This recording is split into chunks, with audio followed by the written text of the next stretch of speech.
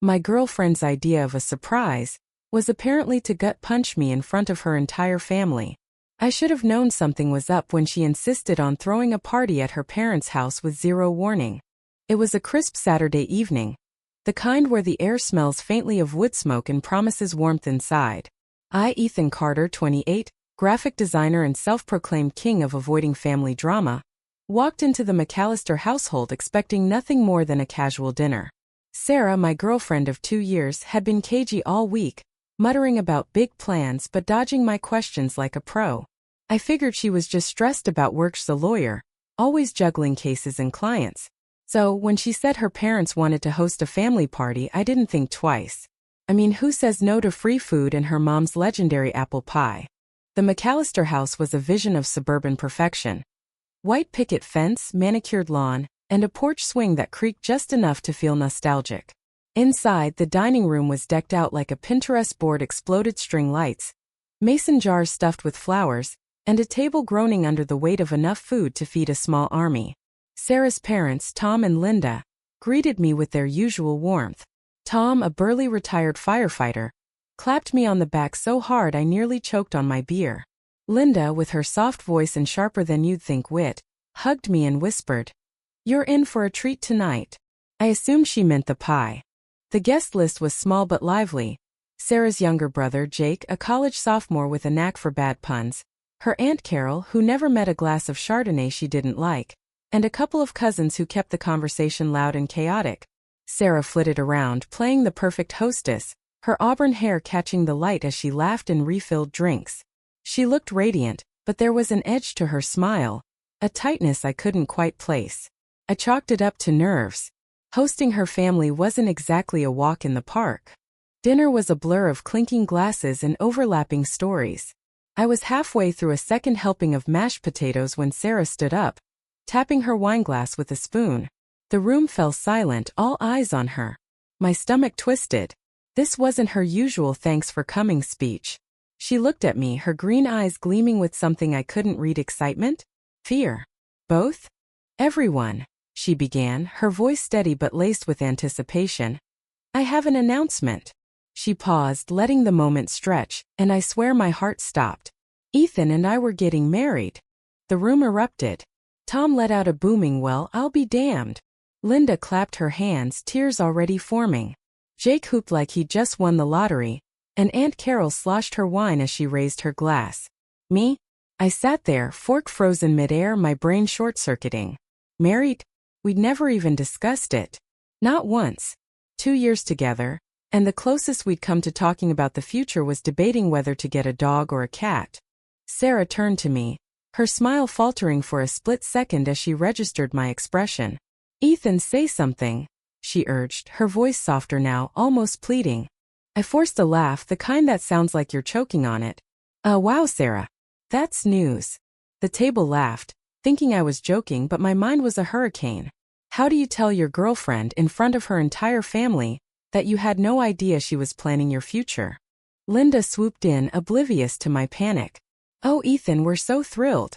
We've always thought you two were perfect together." She reached across the table, squeezing my hand. Tom nodded, his grin wide enough to split his face. "You're family now, son.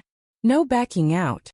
I glanced at Sarah, hoping for a lifeline, but she was basking in the glow of her family's approval. My chest tightened. This wasn't just a surprise, it was an ambush.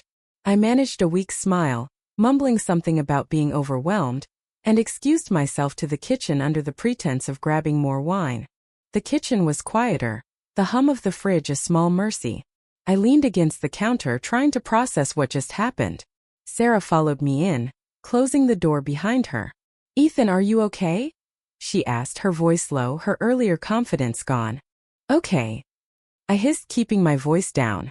"Sarah, you just announced we're getting married. In front of everyone. Without even asking me." Her face fell, but she didn't back down. "I thought you'd be happy.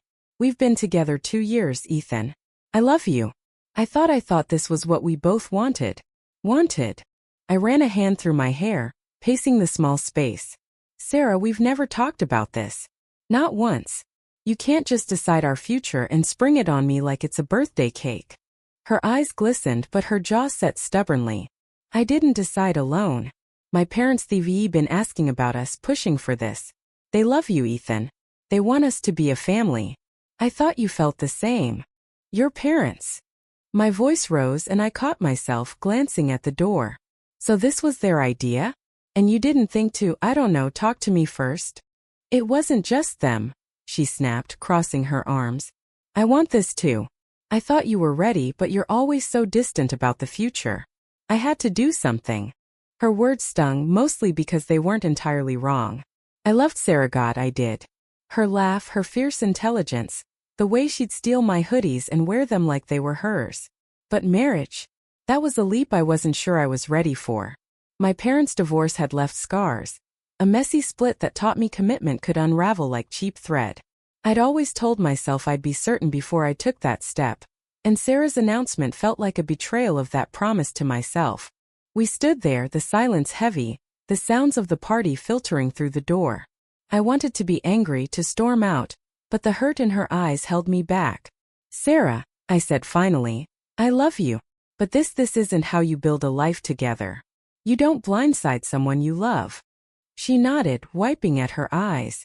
I messed up. I wanted it to be special. I wanted them to see how much I love you. I sighed, the fight draining out of me. Let's just get through tonight. We'll talk later, okay? Really talk. She nodded again and we returned to the party, plastering on smiles for her family. The rest of the night was a blur of congratulations and toasts, each one twisting the knife a little deeper. Tom pulled me aside, his hand heavy on my shoulder. You're a good man, Ethan. You'll take care of our girl. It wasn't a question. By the time we left, my head was pounding.